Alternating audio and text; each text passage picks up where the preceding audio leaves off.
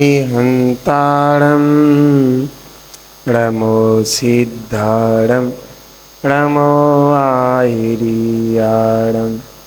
नमो उवज्झायाणं नमो लोये सौसाहुणम्। बोलो 2400 तीर्थंकर भगवान की, महावीर भगवान की, पंच परमेष्टि भगवान की, जिनवाणी माता की, गौतम गणधर देव की, आचार्य श्री कुंद कुंद स्वामी की, आचार्य श्री शांति सागर जी महामुनिराज की, आचार्य गुरुदेव श्री धर्म भूषण जी महामुनिराज की, आचार्य श्री सम्यक्त भूषण जी महामुनिराज की,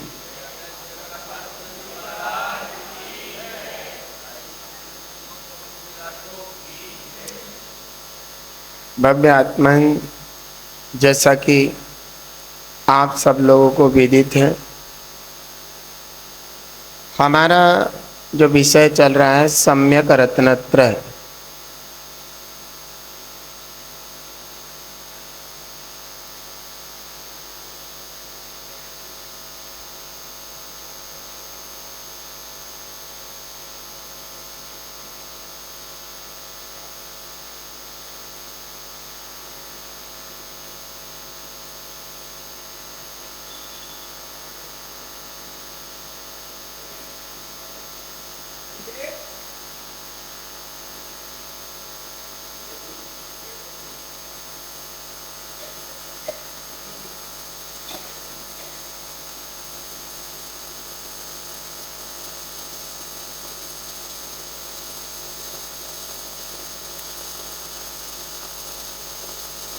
तो सम्यक रत्नत्रय हमारा विषय चल रहा है और हम अपने विषय को लेकर के चलते हैं। तो हमने अपने इस विषय में जैसे कि प्रारंभ जब किया था तो हमने रत्नत्रय से प्रारंभ किया था। कहाँ से किया था? तो हमने उसको कहा कि रत्नत्रय कैसे बोला जाएगा। फिर उसके बताने के बाद मैंने आपसे बोला कि सम्यक रत्नत्रय। फिर मैंने उसके 3 भेद किए थे, सम्यक दर्शन, सम्यक ज्ञान और सम्यक चारित्र। ऐसा भेद करने के उपरांत हमने सम्यक दर्शन की परिभाषा बताई थी। सच्चे देव शास्त्र गुरु का सच्चा सिद्धांत सम्यक दर्शन होता है।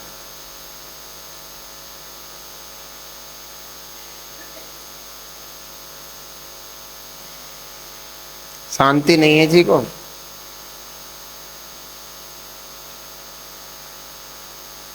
ये क्या है कि जब हम क्लास में पढ़ते हैं तो पता है क्लास में पढ़ने का क्या रहता है, बच्चा ऐसे हाथ खड़ा करेगा तो टीचर सुने नहीं सुने उसके ऊपर डिपेंड करता है।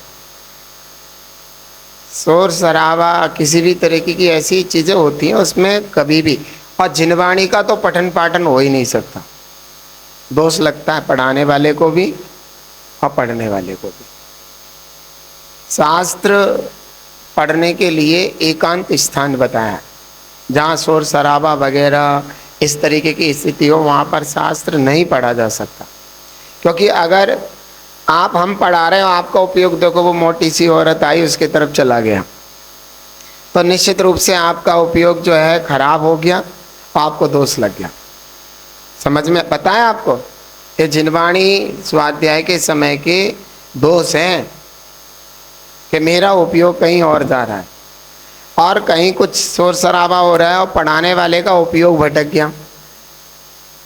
अब एक इतनी लेट क्या, ये सब चीज़ें क्या होता है, आप बीच में आएंगे। अब गए आए, कैमरामैन के सामने आ गए आप देखना आपकी फ़ोटो आएगी।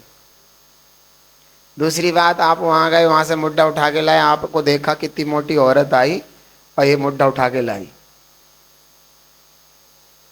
ईमानदारी से बताना, झूठ नहीं बोला। इनको आते जाते किसने देखा? हाथ उठाएंगे सिर्फ, किसी ने नहीं देखा इनको। और किसने? ईमानदारी से नहीं, पाप पड़ेगा गुरु जी के सामने। देखो कितने हाथ उठ गए, आप पीछे देखो। तो आप जो गुरु बोल रहे थे उसमें विघन बन गई, इनको दर्शन गुरु के हो रहे थे, उनकी बात के हो रहे थे। उपयोग एक समय में एक ही जगह जा सकता है, दो जगह नहीं जा सकता। अगर यहाँ उपयोग है तो यहाँ, यहाँ है तो यहाँ, उतने में आपकी वजह से उपयोग बटा। तो ये जो है नियम कानून होते हैं। हमने आपको डांट दिया, ये दिक्कत नहीं है, आपको दोष लग गया, ये बहुत बड़ी दिक्कत है। ऐसे ही ज्ञानावरणी कर्म का बंद हो जाता है। भैया आए, भले ये कोई व्यवस्था कर रहे हो, लेकिन आए तो इनको कितने लोगों ने देखा, हमें कम लोगों ने सुना, इनको देखा। भले ही कुछ भी कर रहे हो, लेकिन जहां भी ये सम्यक ज्ञान के दोषों में आता है। आपको दोष है, आपने देखा, इनको दोष है कि निमित्त बने, तो दोनों को दोष लगता है। और ऐसे में ज्ञानावरणी कर्म का बंद हो जाता है। काय का हो जाता है? और दर्शनों में दर्शनवर्णी का बंद हो जाता है, क्योंकि दर्शन कर रहे थे महाराज जी के और बात भी सुन रहे थे, दोनों ज्ञानावरणी दर्शनावरणी कर्म का बंद हो जाता। जब हम कोई चीज समझना चाहते, जब हमें समझने नहीं आती तो हम बड़े परेशान होते हैं। बगल वाली को तो समझ में आ गई, हमें आई नहीं, तो वो काय का था? ये हमने ऐसे कर्म बांध रखे। समझ में आ गया? ऐसे हम जाने अनजाने में कर्म बांध लेते हैं और उन कर्मों को हमें भुगतना पड़ता है। ये ध्यान रखो, कभी भी हम प्रवचन चल रहे हो तो ये देख लेना कि अगर हम इसमें प्रवेश ऐसे करेंगे तो लोगों की निगाहें मेरे पे पड़ेंगी, अब मैं निमित्त बनूंगा ज्ञानावरणी दर्शनावरणी कर्म के बंध में, और मैं मेरा खुद भी होगा। तो हम ध्यान रखें को वहीं पीछे के पीछे ही बैठ जाओ, पीछे वाले आगे वाले को पता ना चल पाए कि आप आए। अब जैसे मान लीजिए 5:45 की क्लास है, हमने पहले 5:30 की रखी थी, तो 5:45 की क्लास है तो 5:30 बजे आना उचित था ना, कि 5:45 से 5 मिनट बाद आना उचित था? बताओ। अधिकतर लोग हमने देखा यही देख रहे थे, 5:45 के बाद आए, जानबूझ करके इतने बजे तक हम पहुंच जाएंगे। क्या पहुंच सकते हैं? थोड़ा बहुत लेट हो सकते, तो हम पहले आए। ये जिनवाणी की विनय है, गुरु की विनय है, कि हम गुरु गद्दी पे आने से पहले, सिंहासन पर बैठने से पहले हम पहुंचे, और जैसे ही वे आए तो हम विनय में खड़े हो। ऐसा भाव नहीं रहता, तो उसके कारण बहुत सारे दोष होते हैं। जो बिल्कुल भी नहीं आ रहा वो तो महादोषी है, और जो आ रहा है तो उसके समुद्र भरा दूध मिल रहा है, तो हम बूंद बराबर भी जहर क्यों लें? क्यों भाई? मान लो आपने यहाँ बैठ करके, अब जैसे नवदीप भाई हैं, ये अभी आए हैं और ये टीचर हैं, अब बताओ इनके अनुशासन क्या है टीचिंग के? उस दिन भी मैंने डांट। अब ये भले ही ये कहेंगे, वो कहेंगे, फलान कहेंगे, ढिमका कहेंगे, सैकड़ों बत्ते बनाएंगे, और अगर इनके स्कूल में अंगूठा या उसका प्रयोग किया जाता है और टाइम से बाद आते, तो ये स्कूल के अंदर प्रवेश कर सकते हैं? कानून लॉ स्कूल के भी बने हैं ना, कि आप अगर उतने टाइम तक लगेगा, कैमरे भी स्कूल में फिट हो गए हैं, सब कुछ हो गया। अब बताओ ये नियम कानून कैसे चलाएंगे? ये औरों को डांटते स्कूल में, इनके यहाँ डांट पड़ रही है। तो ये विशेष ध्यान रखें कि, और आज भी ऐसे भी लोग देखे हैं कि जब हम प्रवचन करते हैं इसमें मक्खियां सब पे चल गई दरब पे, अब ये शुद्ध नहीं रही, इसके ऊपर ऊपर के निकाल के अलग रख देना बाद में, है ना। तो ये बात ध्यान रखना कि हम हर चीज को बहुत ज्यादा ऐसे ही मंदिर में शोर मचा देंगे। जैसे प्रक्षाल अभिषेक होता, यूं मत कर, यूं मत कर, यूं मत करे। मैं बैठा हूं और सारे ये नहीं देखते कि महाराज बैठे अपने आप देखेंगे, कोई गड़बड़ हो रही है, वो हो रही है, आप शांति नहीं बात। और ऐसे शब्दों का प्रयोग करेंगे, सामने वाला गए पता है मुझे, 18 बड़ा आया तन्नो, तब मुंह बनता है बिल्ली जैसा। अब बोले बिन मानेंगे नहीं, और दूसरा तिरस्कार कर देगा, तब मुंह कैसा बन जाएगा? देखने लायक रहेगा कि सुनी नहीं मेरी, और 4 लोग हंसेंगे, अब ठीक रहा ज्यादा बोले। तो ये क्यों होता है? हमने एक बात कही थी, नसीहत उसे दें जिसको जरूरत है, और जिसको जरूरत नहीं नसीहत दोगे तो क्या करोगे? 2 बातें सुनोगे? नहीं समझ में आया? सुनोगे ना।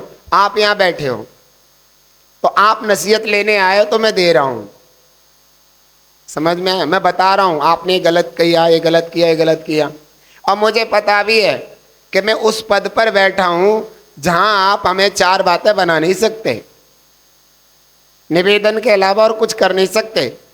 तो तुम्हारा गुरु हूं, इसलिए मैं नसीहत दे रहा हूं। तुम मेरे गुरु बन जाओ, हम नहीं देने के। समझ में आ रहा है? नहीं आ रहा? कहां देख रही नीली साड़ी वाली? वहां क्या दिख गया? ये भी नहीं पता कि मुझे ही कह रहे हैं महाराज।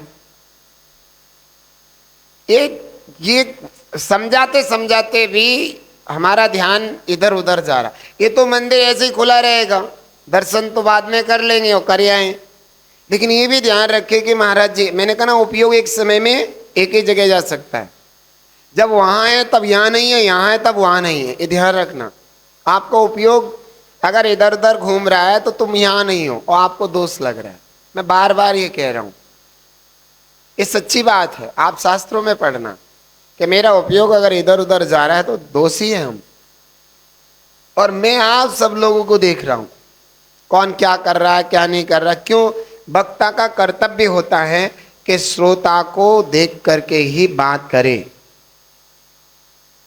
मान लीजिए कोई, हमने उदाहरण दिया और कोई चीज बता रहे हैं, उसमें श्रोता सोने लगे, तो वक्ता तुरंत अपनी बात को पलटेगा कि ऐसी कोई चीज सुनाए जिससे कि श्रोता एकदम जागृत हो जाए।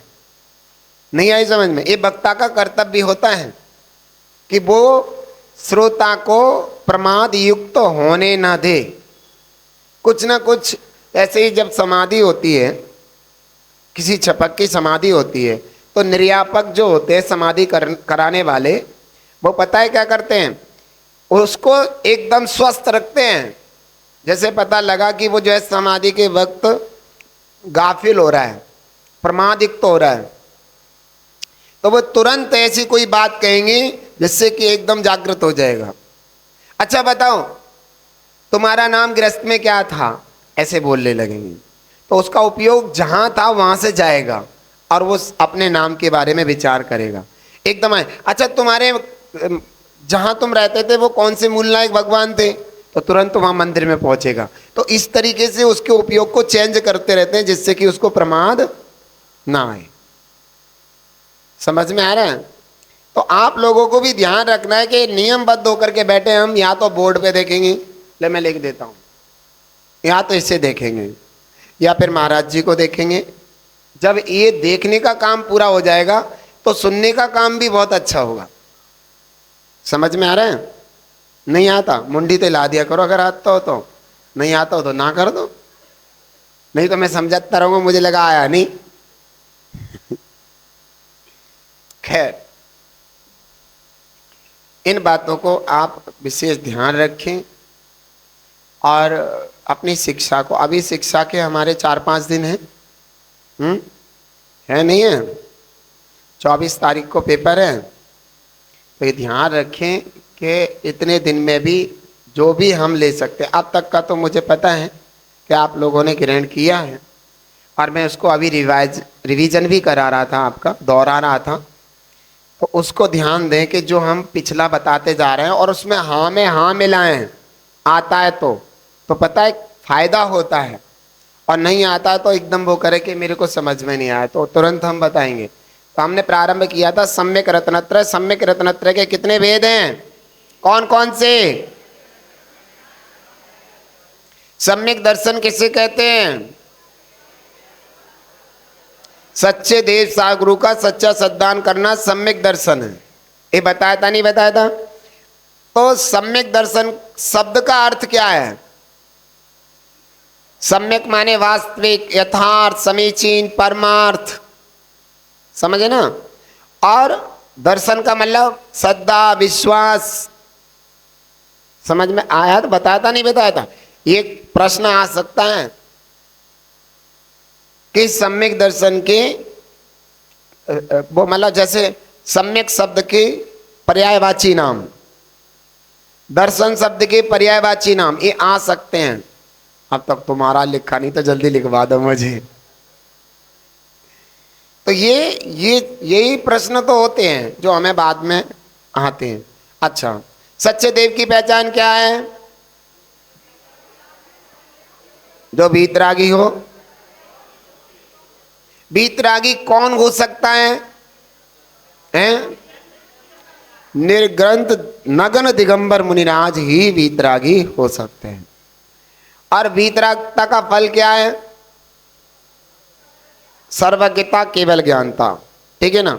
जो वीतरागी सर्वज्ञ वे हमारे कौन हो सकते हैं? सच्चे देव, सॉरी हितोपदेशी। और वीतरागी सर्वज्ञ हितोपदेशी कौन होते हैं? सच्चे देव। ये चीजें रिवीजन होनी चाहिए घर पर भी। अच्छा, वीतरागता के पर्यायवाची शब्द कौन कौन से हैं? शुद्धोपयोग, शुद्धात्म प्रकाशन, यथाख्याचारित, स्वरूपाचरण चारित्र और आत्मा में लीनता, आत्मलीनता। ये आ सकते हैं। ये पर्यायवाची, वीतरागता के पर्यायवाची बताओ तो आपको ये बताने पड़ेंगे। समझ में आया? अगर आपने नहीं बताए तो क्या हो जाएगा? मम्मी 2-0। क्या हुआ? ये वाला प्रश्न हल क्यों नहीं किया आपने? बंक मारी होगी, पढ़ा नहीं होगा। बच्चे कहेंगे, सब बच्चों को समझा रहे हैं, अपनी मम्मियों को चेक करना पढ़ रही नहीं पढ़ रही। आप बच्चों को डांटते थे, अब आपकी डांट पड़ रही है। समय पे नहीं आते, डांट पड़ रही है।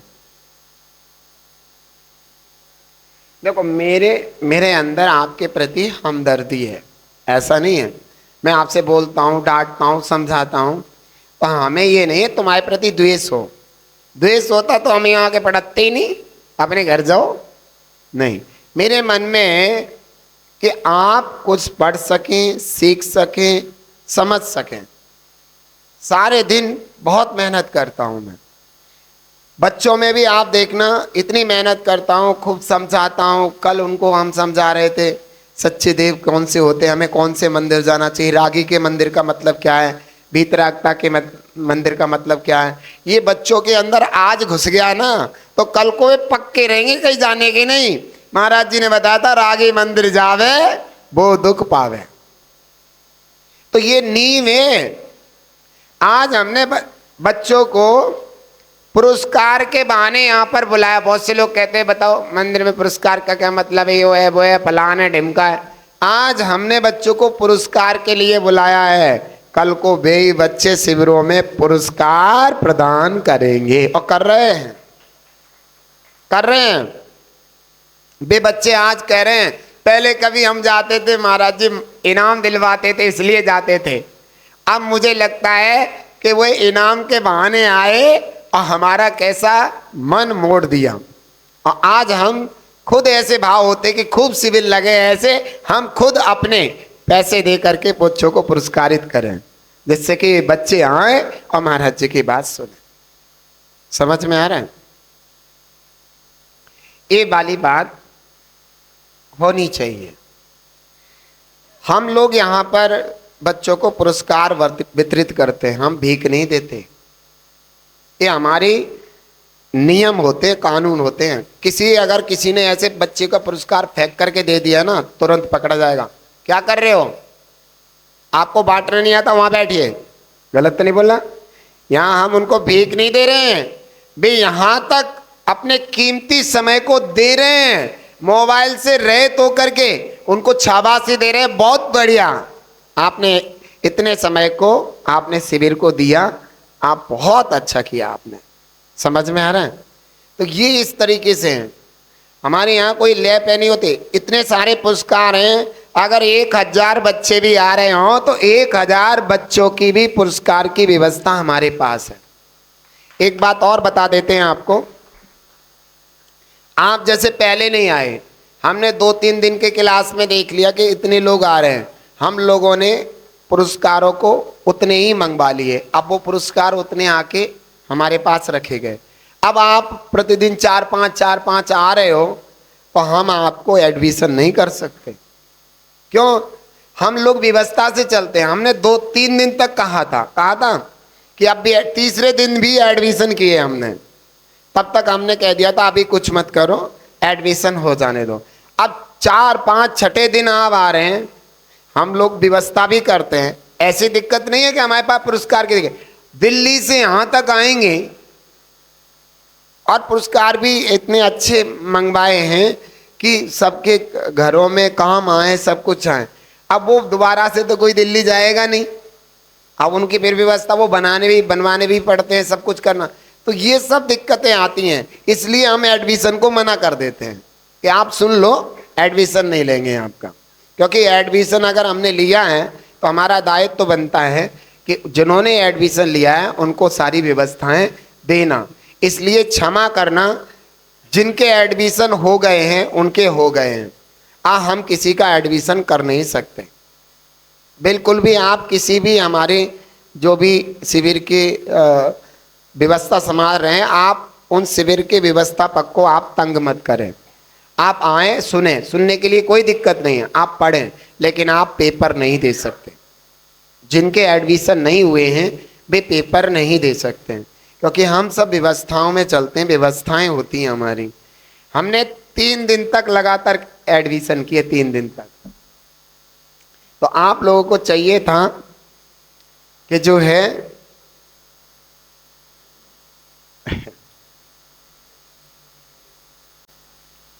तो ये सब नियम। अब आपको लगता है, आप दुखी हो जाते हैं, बताओ हम वहां गए थे, हम दिल्ली गए थे, हम अहमदाबाद गए थे, हम गुजरात गए थे, और उसका क्या मुझे पता थोड़ी था आप कहाँ गए थे। समझ में आया? तो वो सब चीजें ध्यान, आपको तो नहीं पता हम क्या कर रहे, कैसे कर रहे, लेकिन अब वो आपको बड़ा दुख होता है। अरे आप बैठ करके सुन तो सकते ही हैं, सुनने के लिए मना तो नहीं है किसी को, आप सुनिए। लेकिन शिविर की जैसे स्कूल कॉलेजों में भी एडमिशन के ओपन टाइम्स रहते हैं, तो कहते हैं एडमिशन ओपन टाइम, और उसके बाद ऑफ हो जाते हैं तो आपका एडमिशन नहीं होता। होता है क्या? नहीं होता है। तो फिर क्या करना पड़ता है आपको? क्या देना पड़ता है? डोनेशन। क्या देना पड़ता है? अलग से डोनेशन देना पड़ता है। तो आपका भी डोनेशन 1000 रुपए का है। आप बताओ कितने एडमिशन करेंगे? उसका कितने का भी डोनेशन हो ना हो, ये वाली क्लासेस आपके लिए बहुत महत्वपूर्ण है। ये आपके भवों के बंधन खत्म कर देगी। संसार की क्लास तो आपको पता नहीं उस भव में भी नौकरी सर्विस दिला पाएगी नहीं दिला पाएगी, लेकिन ये क्लास आपकी जरूर कक्षा आपके भव के बंधन को छुड़ाने वाली है। बहुत अच्छा लगता है। मैं आपको डांट तो देता हूँ, बाद में बड़ा चिंतन करता हूँ कि आप जितना मैं डांटता हूँ इतने बुरे भी नहीं हो, बहुत अच्छे हो। क्योंकि आपको मैं बताऊं, ऐसे समय में भी दुखम पंचम काल चल रहा है, आपकी श्रद्धा, आपका विश्वास अपने देव शास्त्र गुरु के प्रति अडिग है। मेरे सर्दियों में आंखों से आंसू निकल जाते हैं जब महिलाएं आहार में लगी होती हैं और नंगे पैर उनके ऐसी उंगलियां सूज जाती हैं रेगुलर। तब मुझे लगता है कि इतना विश्वास भी होता है कि सुबह सुबह कितने बजे जगेंगे तो कितने बजे आएंगे, ऐसी मोटी मोटी उंगलियां हो जाती है, मैंने देखी है। और फिर भी उंगली ऐसी मोटी मोटी उंगलियां होने के बाद भी आहार में लगते हैं, आहार देते हैं। ये आपकी बहुत बड़ी श्रद्धा है, हर किसी की नहीं होती। एक जैन धर्म के आप लोगों में इतनी श्रद्धा है कि अपने मुनिराजों को इतनी व्यवस्था में आहार देते हैं। दुनिया में ऐसा कोई धर्म नहीं है जो अपने गुरुओं के साथ ऐसा अच्छा व्यवहार कर सके। एक आप ऐसे, मेरे आंखों से कभी कभी आंसू झलक जाते हैं कि आज भी आपके अंदर इतना विश्वास, ऐसी श्रद्धा, इतनी भक्ति है अपने देव सागुरुओं के प्रति। मंदिर खुलते ही आ जाना, पूजा पाठ करना, धर्म ध्यान करना, ऐसी मुसीबतों में भी बहुत बड़ी चीज है। लेकिन इतने मात्र से काम चलने वाला नहीं है। हमें भगवान बनना है। इतने भाव तुम्हारे स्वर्ग तक तो पहुंचा देंगे, लेकिन भगवान बनने के लिए हमें और प्रयास करना पड़ेगा, और प्रयास की जरूरत है। आपको ये कीमती समय भगवान बनने के लिए मिला है, तो हम अपने कीमती समय को व्यर्थ ना जाने दें। इसीलिए आप क्यों कहते हैं महाराज जी चतुर्मास कर लो हम सुधर जाएंगे? इसीलिए तो कहते हो महाराज जी आप रहोगे थोड़ा थोड़ा रोज, कहते ना हथौड़ा पत्थर में रोज पड़ेगा तो पत्थर एक ना एक दिन क्या होगा, टूटेगा। आपको मैं बताता हूं, एक गांव था, उसके उस पार नदी थी। ठीक है, क्या थी? नदी। उस नदी से गांव में पानी आता था। ठीक है, उस नदी से जब गांव में पानी आता था तो गांव के जो खेत थे उनकी सिंचाई होती थी।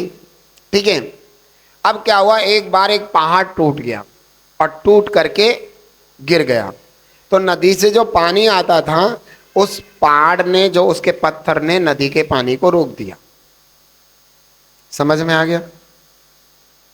अब वो पानी थोड़ा थोड़ा रिसाव करके आता, लेकिन उतने में खेतों की सिंचाई नहीं हो पाती थी। तो क्या हुआ, एक पिता था अपने पुत्र से कहता है, 10 वर्षीय पुत्र से, बेटा मेरे भाव हैं कि इस पत्थर को अगर हम धीरे धीरे सब मिल करके तोड़ें तो ये पत्थर ज़्यादा इसमें गैप हो जाएगा और आराम से गांव के लोगों के पानी की सिंचाई हो जाएगी। ठीक है? उसने कहा अच्छा ठीक है। तो लेकिन उस समय तो वो नहीं समझ पाया, जब पिता उसके मर गए और वो लगभग 20 साल का हुआ, उसकी शादी भी हो गई थी। तो उस समय क्या हुआ कि उस बच्चे ने अपनी पत्नी के साथ जाकर के सब गांव के लोगों से कहा कि ये पत्थर को हम चौड़ा कर देंगे तो अच्छे से खेतों की सिंचाई हो जाएगी। गांव के लोगों ने कहा इतना बड़ा पत्थर टूटेगा थोड़े ही, ऐसे थोड़ी हो सकता है, ऐसे थोड़ी हो सकता है। और उसने कहा कोई बात नहीं, मेरे पिताजी ने कहा है तो मैं करके रहूंगा। तो उसने धीरे धीरे पत्थर को तोड़ना शुरू किया। उसने 50% पत्थर स्वयं अपनी घरवाली के द्वारा तोड़ दिया। जब गांव के लोगों ने देखा कि अकेले ने 50% पत्थर तोड़ दिया तो सारे गांव के लोग लग गए और कम समय में वो पत्थर टूट गया और गांव के खेतों की सिंचाई होने लगी। समझ में आ गया? ऐसे धीरे धीरे आपको समझाया जाएगा। आज समझाया, कल समझाया, परसों समझाया, ऐसे निरंतर समझाया जाएगा। बच्चा थोड़ा डिस्टर्ब कर रहा है, तो बार बार आपको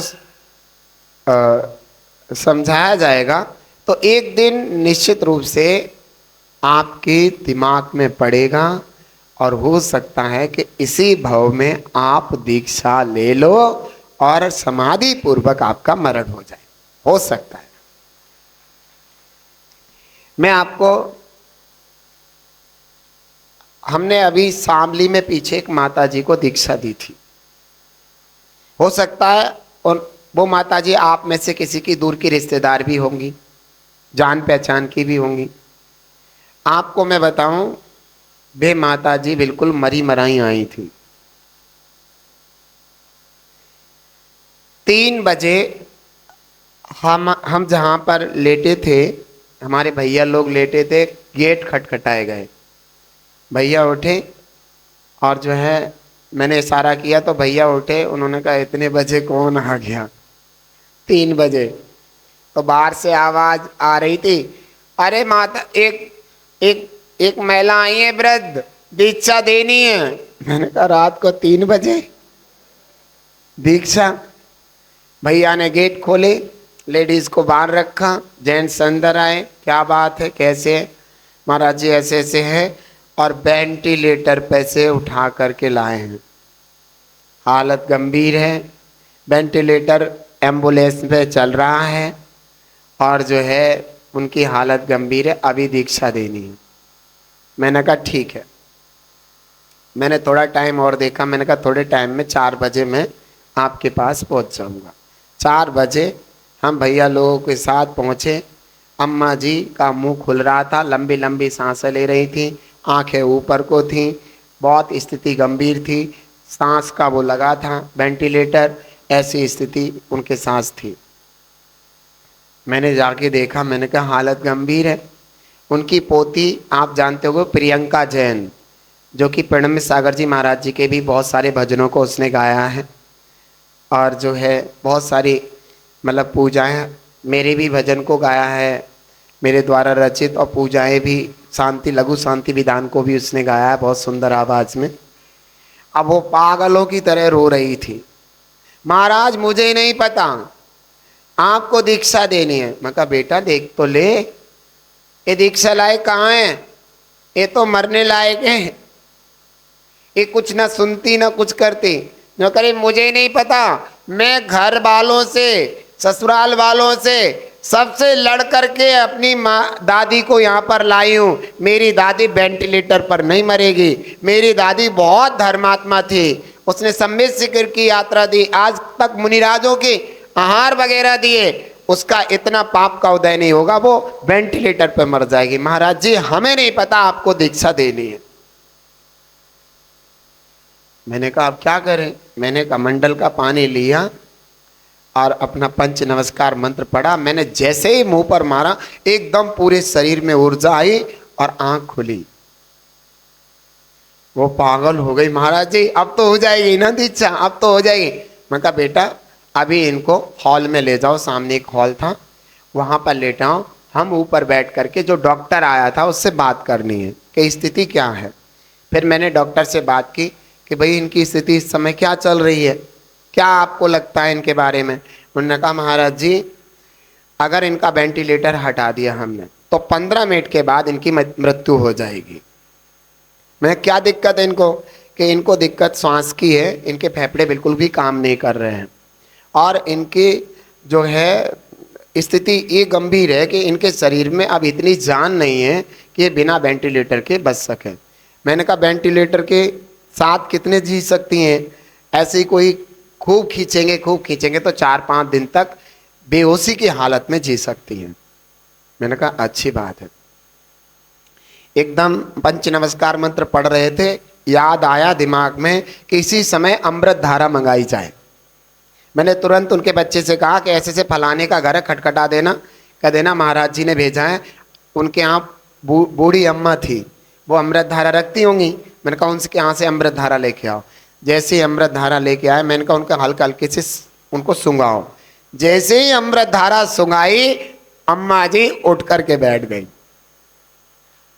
और जैसे ही उठ करके बैठी उनका पोता भागते हुआ आया, महाराज जी जल्दी चलो। दादी उठ करके बैठ गई, दादी उठ करके बैठ गई। मैं कहा शांति रखो। मैं आराम से गया, मैं जाते ही उन्होंने हाथ जोड़े, नमोस्तु किया। मैंने कहा क्या चाहिए? तो पता है सबसे पहले क्या बोला? उत्तम समाधि। अब बताओ वेंटिलेटर में ऐसे जीव की मृत्यु होना अच्छी थी? क्या कहा? उत्तम समाधि चाहिए। मैंने कहा उत्तम समाधि के लिए आपको दीक्षा लेनी पड़ेगी। तो ऐसे करने लगी, दीक्षा दे दो। मैंने कहा भैया इनका काम हो गया, आप दीक्षा की तैयारी करो। 11:15 बजे का टाइम रखा दीक्षा का। तो लोगों को आश्चर्य हो रहा कि 11:15 तक वे जी पाएंगी, क्योंकि दीक्षा के लिए वेंटिलेटर। मैंने वेंटिलेटर हटवा दिया। मैं कहा जो होगा सो हो जाएगा। उस डॉक्टर को एम्बुलेंस को भिजवा दिया, ले जाओ, अब ये नहीं लगाएंगी, जो होगा हो जाएगा। इनका पुण्य होगा तो इनकी दीक्षा जरूर होगी। अब लोग कह रहे महाराज जी ये करवा दिया, और पूरी शामली में पूरे सब रिश्तेदारों को सबको बता दिया कि दीक्षा होने वाली है, 11 सवा 11 बजे तक आपको आना, आ जाओ। सब कह रहे महाराज जी भीड़ तो जुड़ गई, पूरी भीड़ फुल हो गई। महाराज जी ये बचेंगी दीक्षा के लिए? मैंने कहा जो होगा सो होगा। दीक्षा का समय आया, उनको दीक्षा के लिए लाया गया और लाते ही वे बेहोशी में बार बार जा रही थी, बार बार बेहोश हो रही थी। वहां पर बैठे हमने एक जल का कलश रख लिया, जैसे ही जल का कलश लिया, मंत्र ले करके जैसे ही मुंह पे मारा, होश चालू हो गई, अपने हाथ से दरब चढ़ा रही हैं और पूजन हो रही है ना गणधर बलय की। हेलो, आप देख लो क्या चल रहा है। हाथ से अर्घ चढ़ा रही हैं, खुश हैं, मस्त हैं और पूजा बोल भी रही हैं और उनकी दीक्षा हो गई। तो मैं ये कह रहा हूं कि ऐसा भी हो सकता है, हो सकता नहीं हो सकता। जब ऐसी अम्मा जी की वेंटिलेटर से आकर के दीक्षा हो सकती है तो आप तो भले चंगे हो, आपकी क्यों नहीं हो सकती? और उन्होंने अपने जीवन को सफल 9 महीने तक जी, 9 महीने तक, और 9 महीने बाद समाधि। अपने पे पैरों पे चल करके मंदिर दर्शन करने जाती थी। फिर उसके बाद थोड़ी थोड़ी, क्योंकि उनके आहार वगैरह के सारा अन्न छुड़वा दिया था, अपने मन से, ऐसे नहीं मैं से कहती थी आप पाप क्यों कमा रहे हो जब मुझे अन्न नहीं खाना है। तो पहले दूसरे दिन से ही अन्न खत्म। फिर कहते ये इतनी वाली सब्जियां, ये आप सब्जियां दिलवा रहे हैं, आपको पाप लगेगा महाराज जी, मुझे नहीं चाहिए, मेरा त्याग करवाओ, मुझे उत्तम समाधि चाहिए, मुझे भगवान बनना है। ऐसे कह कह के, मेरे से कह कह के छुड़वाया। और उनके बच्चे, नहीं महाराज जी, नहीं महाराज जी, नहीं महाराज जी। मैं कहा मुझे नहीं पता, माता जी से पूछ लो, मैं नहीं छुड़वाया।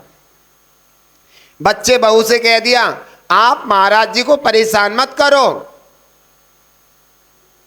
महाराज जी को परेशान मत करो, वैसे ही इतनी मेहनत करते हैं हमारे लिए, आप बिल्कुल कुछ मत कहो महाराज जी से, महाराज जी जो कर रहे हैं सही कर रहे हैं। बताओ ऐसी भावना। जब अंत समय आने वाला था तो 3 दिन पहले बोला मैंने, माता जी ए कब बोल रही हो? समझ में आ गया? ऊपर कब जा रही?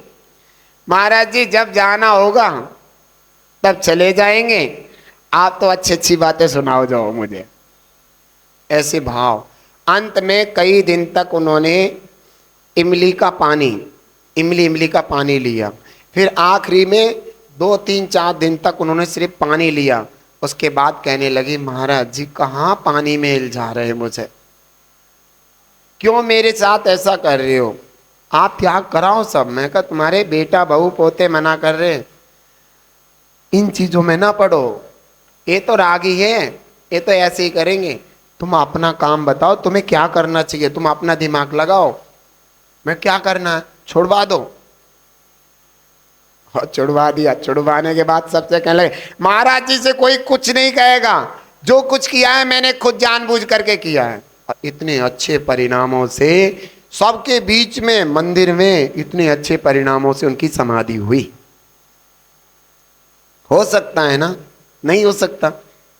ये ध्यान रखो, हम त्याग, नियम, व्रत अपने सब दृढ़ रखें जिससे कि हमारे परिणामों में निर्मलता हो, सब व्यवस्थाएं अच्छी हो सकें, सब कुछ अच्छा हो सके। ये सब कुछ हो सकता है, लेकिन उसका भी तरीका है कि हम ऐसे कोई कर्म ना बांधें जिससे हमारे अंतिम समय के परिणामों में विघ्न बाधा आए, हमारी समाधि में विघ्न बाधा आए। लेकिन मैंने भी माता जी के लिए बहुत बड़े पुरुषार्थ किए। ऐसा आपने देखा होगा, दर्शनों के लिए बहुत तंगड़ा स्टाफ लगा रखा था।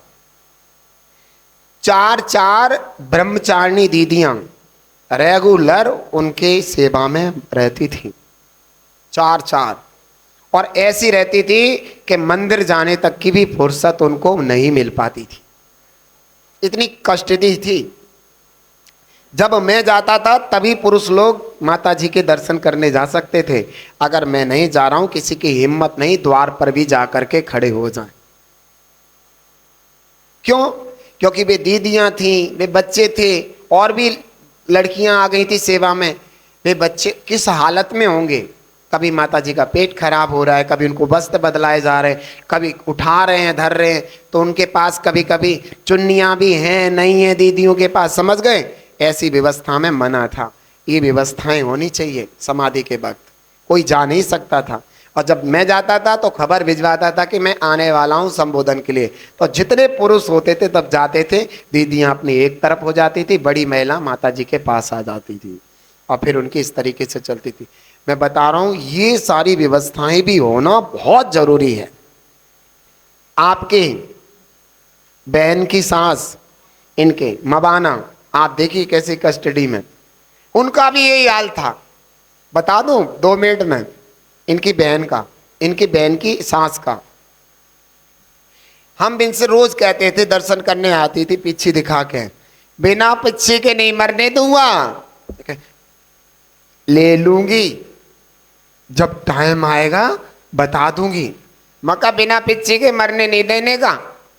हाँ हाँ बता तो दिया, जब समय आएगा यहां आके बैठ जाऊंगी। एक दिन की बात है, वो जो है आई तो मैंने ऐसे ही फिर बोला, कुर्सी पे आके बैठ गई, लो दे दो दीक्षा। उनकी बहू के, इनकी बहन के पैर फूल गए। महाराज जी मैं नहीं कह सकती, मैं नहीं कह सकती, इनके और भी बेटे हैं, बेटियां हैं, महाराज जी मैं उनके बिना नहीं कह सकती। माता बे कहने लगी, अम्मा मैं तो यहाँ से उठती नहीं, तू जान, तेरा काम जान, हमने तो महाराज जी से कह दीक्षा दे दो। अब उनका बेटा आया, उन्होंने फोन किए, सबने मना कर दिया कि मेरी बिना इजाजत के आप दीक्षा नहीं दिलवा सकते, आप कोई थोड़ी होते घर के मालिक, हमारी भी अम्मा है और उनके मोह था। और उन्होंने कहा महाराज जी प्लीज मैं आपके, इनके जीजा जी आए, हाथ जोड़ता हूँ, पैर पड़ता हूँ, आप माता जी से कह दीजिए, अम्मा जी से वो घर चली जाए, महाराज जी हमारे साथ बहुत ज़्यादा झगड़ा हो जाएगा। मैंने अम्मा जी से कहा, अम्मा जी आप अभी घर चले जाओ, आपकी इच्छा महाराज जी। वो चली गई घर। शाम तक पूरा परिवार आ गया, बेटियां, बेटा, सब पोते पाते सब आ गए अम्मा जी से बोलने के लिए। अम्मा जी ऐसी हो गई जिससे बेहोश, बेसुध, रात भर कोशिश की, बोली नहीं, आंखें ऊपर को कर ली, सब ऐसे बेहोश बेसुध होकर के पड़ गई, बिल्कुल नहीं बोली। सुबह ये फाइनल हुआ कि अगर अम्मा जी का मन है तो दीक्षा दिलवा दो, समझ गए। सबके मन बन गए कि अब तो पता नहीं कब प्राण निकल जाए, अगर ये महाराज जी इस हालत में दे सकते तो दे सकते हैं। तो इनके जीजा जी आए, कहते हैं महाराज जी हालत तो अब ऐसी नहीं है दीक्षा के लायक, अब तो इंतजार कर रहे हैं कि कब क्या हो जाए, बस महाराज जी चल के आशीर्वाद ऐसे हाथ कर दो। मैं पहुंचा, स्टूल पे बैठा, अम्मा जी खड़े होकर बैठ गई एकदम उठ के, महाराज जी काम बन गया, दीक्षा दो। और वहीं की वहीं मैंने उनकी दीक्षा कराई। 7वें दिन, 5-7 दिन में बिल्कुल निराहार निर्जला, सहज सुनती सुनती सुनते सुनते उनकी समाधि हो गई। आप देखिए ऐसे ऐसे जीव है। लेकिन अब हमने लेडीजों को समाधि देने का बंद कर रखा है अभी अपना कॉलेज, बड़ी दिक्कतें होती है। पुरुष हो उसको तो हम संभाल लें, लेडीजों को संभालने के लिए लेडीज की स्टाफ की व्यवस्था करना बड़ा मुश्किल का काम है। रात में भी स्वास्थ्य खराब हो सकता है, आर्य का माता जी संबोधन कर दें, हमें बड़ी दिक्कतें आई बहुत, क्योंकि बिना अगर दीक्षा दिए समाधि के लिए तो व्यवस्था करना फर्ज होता है, वो उसमें मैंने देखा बड़ी दिक्कत है। तो अब तक हमने ऑफ कर रखे एडमिशन कि भैया कोई बुढ़िया बुढ़िया अम्मा बम्मा आए, आर्य का माता जी पास जाओ, हमारे अभी स्कूल बंद हैं, अभी हम बहुत डरे हुए हैं। लेकिन समाधियाँ बहुत मेहनत से करवाई मैंने, 4 समाधियाँ करवाई माता जी की, बहुत मेहनत करता हूँ, क्योंकि मेरा फर्ज होता है। आपको भी पता है जैसे शिविर चल रहा है तो कहीं भी क्षेत्र में, धार्मिक क्षेत्र में मैं बहुत मेहनत करता हूँ, बहुत ज़्यादा, बच्चों के साथ सबके साथ बहुत मेहनत करता हूँ। इसलिए ये ध्यान रखो कि आप भी जब समाधि के समय आए अपने बच्चों से कह देना हॉस्पिटल मत गिरना, नहीं मुंह में नली इतनी मोटी, यहाँ पे नली, चारों तरफ नलियां, हाथ पैर बांध देते, हिल ना सको। नरक जैसी व्यवस्था होती है उस वेंटिलेटर की। तड़पता है व्यक्ति, मैं अपने घर जाऊं, बच्चों के पास जाऊं, नहीं जा सकते। बच्चों को वहां तक जाया नहीं जान देते कि कुछ सुना दें। तो वेंटिलेटर तो एक साक्षात नरक है। घर में कह देना मुझे हॉस्पिटलाइज मत करना, पटक आना कहीं माता जी के चरणों में, लेकिन भारत भूषण महाराज के चरणों में नहीं जाना, बेचारे परेशान हो जाएंगे। समझ में आ गया? उनके चरणों में मत गिरना, बेचारे 4-4 माता जी की समाधि करा के वैसे ही परेशान हैं। क्या नमन की ताई? हाँ हाँ, नमो की, हाँ इनकी ताई, वो इनके पापा की ताई, उन और उनकी समाधि खतौली में हुई। मैं आपसे कह नहीं सकता, बड़े बड़े लोग ऐसी समाधि नहीं करते, उनको तो गजब ही हो गया। मैं कहता हूं अगर वो जल्दी माताजी बन जाती तो उनके संग में बहुत सारी लेडीज दीक्षा ले लेती। इतनी स्टिक रही, इतनी स्टिक रही अपने जीवन में, बहुत मजबूत। आज हम आपकी छुट्टी इन्हीं भावनाओं के साथ कर रहे हैं। आज जो कुछ भी पढ़ाना था, ये भी बात शिक्षा की है। हमारे अंदर ऊर्जा उत्पन्न होती है, भावनाएं उत्पन्न होती हैं, ये सब यही तो है पढ़ाई सब। तो हे जिनवाणी भारती तोय जपू दिन रैन, जो तेरी सरना गए सो पावे सुख चैन। या वाणी के ज्ञान ते सूझे लोकालोक, सो वाणी मस्तक नमो सदा देती हो दो। बोलो द्वादश